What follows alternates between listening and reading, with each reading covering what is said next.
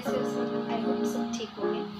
तो आज हम स्टार्ट करते हैं अपने कंपनी लॉ का फर्स्ट चैप्टर। जैसे कि आप सबको पता है कि पंजाब यूनिवर्सिटी में कंपनी लॉ बीकॉम में थर्ड सेम में है, ठीक है। और ये बीबी वालों के लिए भी है, बट सेमेस्टर चेंज होता है।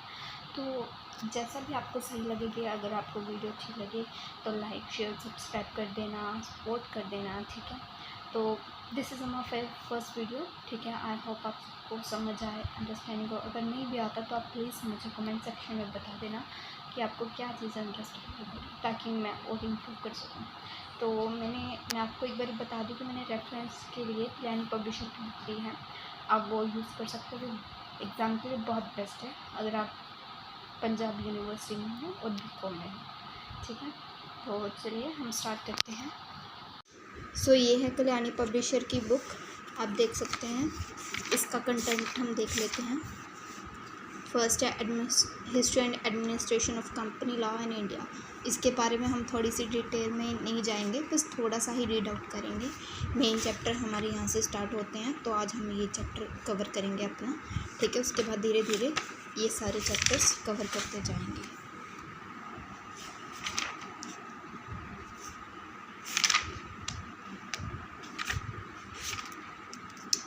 टेंशन मत लो, 19 चैप्टर्स तो हम सारे कवर नहीं करेंगे। जो जो इम्पोर्टेंट है, जो एग्ज़ाम के लिए इम्पोर्टेंट है, सिर्फ वही कवर करेंगे, ठीक है। तो पहले हम देखते हैं कि कंपनी लॉ एक्चुअली होता क्या है, ठीक है।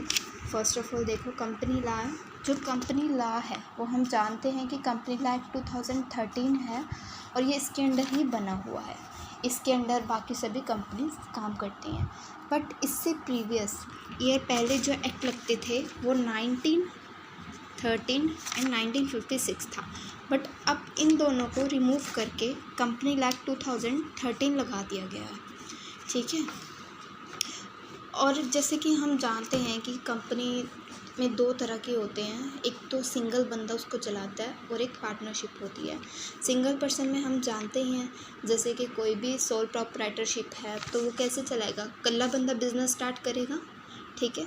और पार्टनरशिप में दो बंदे होते हैं। सोल प्रोप्राइटरशिप में ये चीज़ है कि हम खुद ही पैसा लगाएंगे, खुद ही लॉस या प्रॉफिट खुद बेयर करेंगे। बट कई बार हमें लॉस से बचने के लिए क्या करते हैं, हम पार्टनरशिप कर लेते हैं, ताकि जो भी हो हिस्सेदारी दोनों की बराबर की हो, ठीक है। और हमें कोई भी कंपनी स्टार्ट करने से पहले उसको रजिस्टर करना पड़ता है। रजिस्टर करने के लिए हमें रजिस्ट्रार ऑफ कंपनी जाना पड़ता है, और जो रजिस्टर करवाते हैं वो प्रमोटर होते हैं, ठीक है। ये सेंट्रल गवर्नमेंट का एम्प्लॉय होता है। उसमें हम फर्स्ट स्टेप क्या करते हैं कि हम किसी भी जगह पे जाएंगे, सबसे पहले हमारा फर्स्ट स्टेप क्या होगा कि हमें एप्लीकेशन फॉर्म सबमिट करें, ठीक है। और फिर ये मेमोरेंडम ऑफ एसोसिएशन होता है, इसमें दो स्टेप होते हैं। आर्टिकल ऑफ एसोसिएशन होता है, इन सब में लिखा होता है कि डायरेक्टर कौन है, फ़ीस क्या है, और कितने शेयर्स हैं, कितना डिविडेंड देना है, कितना प्रॉफिट देना है, सब कुछ मेंशन होता है इन सब में, ठीक है। और ये जो कंपनी है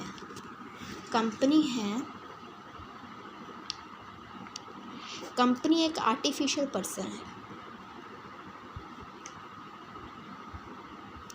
जिसे साइन करने का मौका मिलता है, ठीक है। हम जानते हैं ना कि कंपनी नॉर्मल पर्सन तो नहीं है ना, बोल चल तो नहीं सकती ना, बट वो आर्टिफिशियल पर्सन है, उसका एक अलग से नेम है, वो साइन कर सकती है, ठीक है।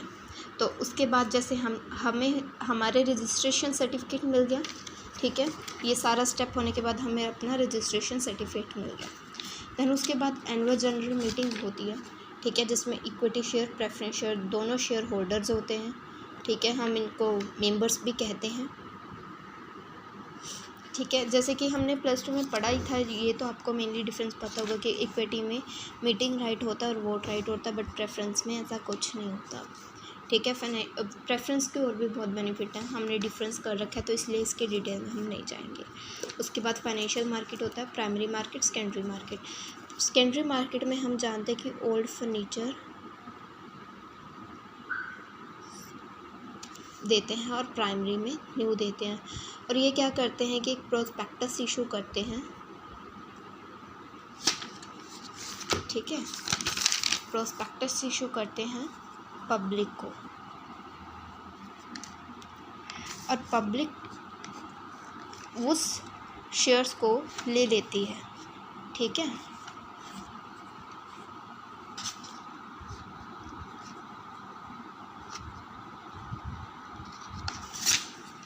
और जो कंपनी है वो उससे अपना शेयर कैपिटल चलाती है, अपना बिजनेस रन करती है उससे।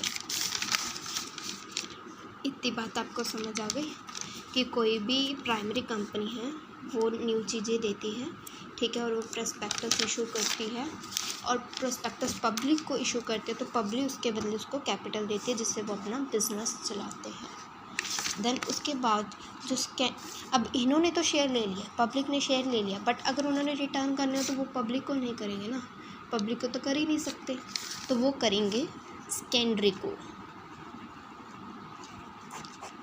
भाई तुम हमारे शेयर ले लो और बदले में हमें कैपिटल दे दो, ठीक है, क्योंकि सेकेंडरी में तो ओल्ड फर्नीचर हम देते हैं ना, ओल्ड सामान देते हैं, ठीक है, तो ये सेकेंडरी में जाएगा। तो ये हमारा बेसिक था कंपनी का मेनली जो मैंने एक्सप्लेन किया है। इसके बाद हम देखते हैं, चैप्टर करते हैं, और वो चैप्टर का एक्सप्लेनेशन करते हैं। तो हम सबसे पहले हमारी कंपनी लॉ की थोड़ी सी हिस्ट्री जानेंगे कि क्यों 1930 एक्ट से 1956 से 2013 एक्ट आया, ठीक है। हम इसमें ज़्यादा डीपली नहीं जाएंगे, सिर्फ हिस्ट्री पता लग जाए तो वही इनफ है, ठीक है। तो सबसे पहले उन्होंने कहा है कि जब हम इंडिपेंडेंट हुए थे, ठीक है, हमें आज़ादी मिली थी, तो हमें बहुत ज़्यादा ज़रूरत थी किस चीज़ की, अपने इकोनॉमिक डेवलपमेंट को बढ़ाने की, अपने ट्रेड को बढ़ाने के लिए, और उस चीज़ के लिए हमें बहुत सारे चेंजेस करने की भी ज़रूरत थी कॉरपोरेट एंटरप्राइजेस में, ठीक है। तो जो इंडियन कंपनी एक्ट 1930 था उसको रिप्लेस कर दिया गया प्रेजेंट कंपनी एक्ट 1956 से, ठीक है, जो लागू हुआ था 1 अप्रैल 1956 को। उसके बाद उन्होंने कहा है कि ये जो कंपनी एक्ट है ना, ठीक है, जो प्रेजेंट कंपनी एक्ट है वो किस पे बेस्ड है, recommendation of company law committee पे बेस्ड है ना। और जो लॉ कमेटी थी वो कौन सी थी, भाभा कमेटी थी उस टाइम, ठीक है, जिन्होंने रिपोर्ट सबमिट की मार्च में 1952 में, ठीक है, उनको हमने अपनी रिपोर्ट सबमिट की। उसके बाद इस कंपनी का मेन एक था क्या, बनाने का मेन मुद्दा था क्या, इन्होंने किसके लिए बनाया ये, ताकि जो इन्वेस्टर हैं, क्रेडिटर है, पब्लिक है, उनकी प्रोटेक्शन की जा सके, ठीक है। और बट जब इन्होंने सभी चीज़ को देखा, ऑडिट किया, सभी इन्होंने ये सारी प्रोसिक्यूशंस दी, ठीक है, बट एंड में ना थोड़ा सा इन्वेस्टिगेशन करते टाइम थोड़ा सा कुछ इनको लगा, इसीलिए इन्होंने 2013 एक्ट इंट्रोड्यूस किया। 2013 एक्ट इन्होंने कब बिल दिया था, 2011 में पास किया था लोकसभा को, और लोकसभा ने कब पास किया इसको, 18 तारीख 12वां महीना 2012, और राज्यसभा ने इसको कब पास किया, 8 तारीख 8वां महीना 2013, ठीक है, जो कि क्या बन गया, कंपनी एक्ट 2013 बन गया, ठीक है। और जो उस टाइम प्रेसिडेंट थे उनके पास कब गया, 29/8/13, और जो ये फोर्स में आया 30 अगस्त 2013, ठीक है। तो मेन इसकी जो हिस्ट्री थी वो हमने देख ली है, ठीक है, कि ये 1930 था, बट इंडिपेंडेंस होने के बाद हमें काफ़ी चेंजेस की ज़रूरत पड़ी, तो इसीलिए 1956 एक्ट लाया गया। इसका मेन मुद्दा जो था वो था प्रोटेक्ट करना क्रेडिटर को, इन्वेस्टर को, पब्लिक को, ठीक है। बट जब ये रिपोर्ट दी गई उसके बाद दोबारा जांच पड़ताल की गई तो उन्हें कुछ लगा कि हाँ कुछ सही नहीं है, तो इसीलिए इन्होंने 2013 एक्ट लागू किया, ठीक है, जो लोकसभा से 18/12/12 को पास हुआ और राज्यसभा से 8/8/13 को पास हुआ, ठीक है। और जो प्रेसिडेंट ने किया वो 29/8/13 को किया, और ये जब फोर्स में आया, लागू हुआ तो 30 अगस्त 2013 को हुआ था, ठीक है।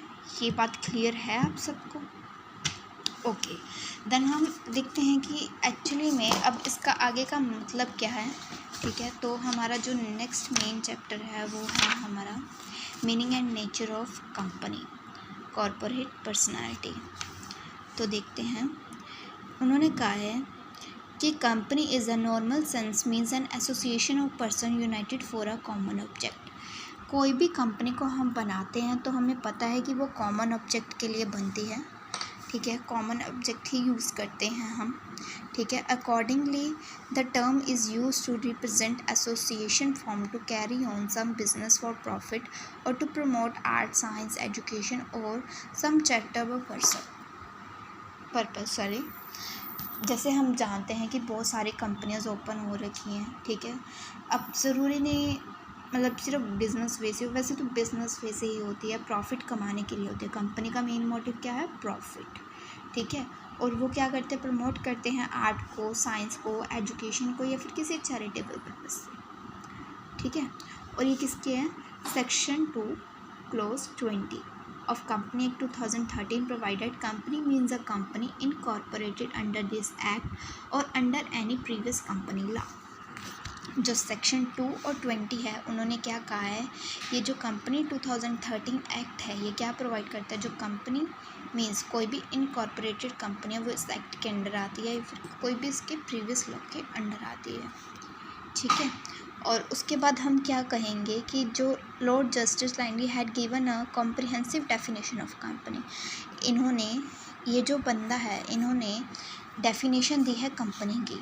कहते लॉर्ड है जो कंपनी है वो एसोसिएशन ऑफ मैनी पर्सन है, बहुत सारे पर्सन उसमें काम करते हैं जो अपनी money and money worth contribute करते हैं, ठीक है। कॉमन स्टॉक पे करते हैं, employed for a common purpose, जो भी काम कर रहे हैं वो एक कॉमन पर्पस के लिए होते हैं।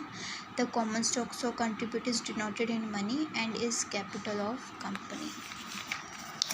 देन उसके बाद the person who contribute it or to whom it belong are members, जो पर्सन इसमें कंट्रीब्यूट कर रहे हैं वो इससे बिलोंग करते हैं, इसके मेंबर्स होते हैं।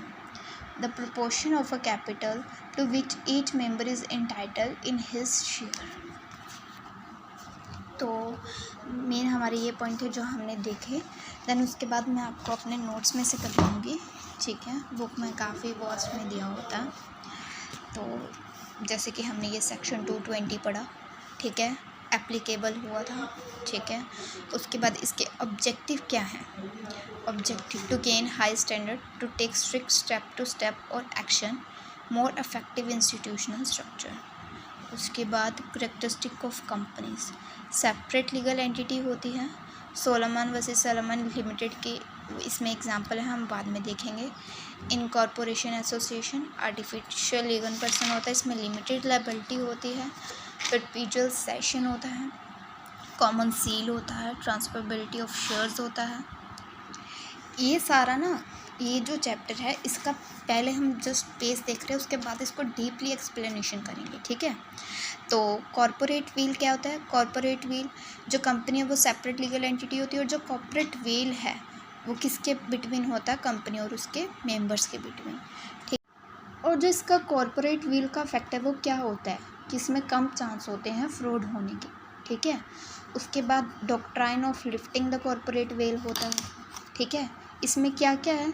जुडिशियल इंटरप्रिटेशन है, ठीक है। At direction of court, determining the character and nature of a company, ये इसमें बताया गया है, ठीक है। बेनिफिटर protection of revenue, prevention of fraud, avoidance of welfare legislation, division of business opportunity, determining enterprises. उसके बाद सेकंड पॉइंट है companies are sham of fest, companies are sham of fest, ठीक है। हम कंपनीज ऑफ फेस्ट कह सकते हैं, जिसमें स्टैचुटरी प्रोविजन होता है according to provision of company act. इसमें क्या क्या पॉइंट हैं? Reduction of minimum number of members, ठीक है। Holding and subsidiary company, investigational owner, director with unlimited liability, investigation in affairs of company, fraud होता है, failure of return of application money होता है, मिसरिप्रेजेंटेशन ऑफ प्रोस्पेक्टस होता है, मिसडिस्क्रिप्शन of name होता है, प्री इनकॉर्पोरेशन ऑफ कॉन्ट्रैक्ट होता है, ultra vires act liability under other status. ये सारा तो हमारा ना इसमें जो टॉपिक हैं, जो टॉपिक इसमें कवर होंगे वो सारे इसमें लिखे गए हैं। हम आगे इसको डिटेल में पढ़ेंगे, जैसे कि देखो मैंने आपके लिए पहले से ही नोट्स बना के रखे हैं इस चैप्टर के, ठीक है। तो हम इसको आगे डिटेल में पढ़ेंगे। अभी फ़िलहाल ये वाला लेक्चर यहीं तक है, और इसका जो नेक्स्ट लेक्चर होगा उसमें हम पूरे चैप्टर को अच्छे से एक्सप्लेनेशन करेंगे। और अगर आपको वीडियो अच्छी लगी, अंडरस्टैंडिंग हो रही है, समझ में आ रही है, तो प्लीज़ लाइक एंड शेयर कर देना ताकि दूसरों को भी ये वीडियो समझ में आए। और अगर कहीं भी ऐसा लग रहा है कि कुछ कमी लग रही है तो प्लीज़ अपना फीडबैक ज़रूर दें, क्योंकि मैं इस चैनल पे न्यू हूँ, ये मेरी फ़र्स्ट वीडियो है, आप सबके लिए ही है। सो प्लीज़ जितना हो सके सपोर्ट कीजिए और मेरी कमी भी बताइए ताकि मैं उस चीज़ को सही कर सकूं। तो ये जैसे कि हमने पहले देख लिया कि कंपनी क्या होती है, कंपनी लॉ क्या होता है, उसकी हिस्ट्री देख ली, उसके बाद इसका ओवरव्यू देखा है, ठीक है, कि इसमें कौन कौन से पॉइंट हमने एक्सप्लेन करने हैं, और नेक्स्ट लेक्चर में हम सारा डिटेल में पढ़ेंगे, ठीक है। तो all the best and have a nice day, अच्छे से प्रिपरेशन करो, बाय बाय।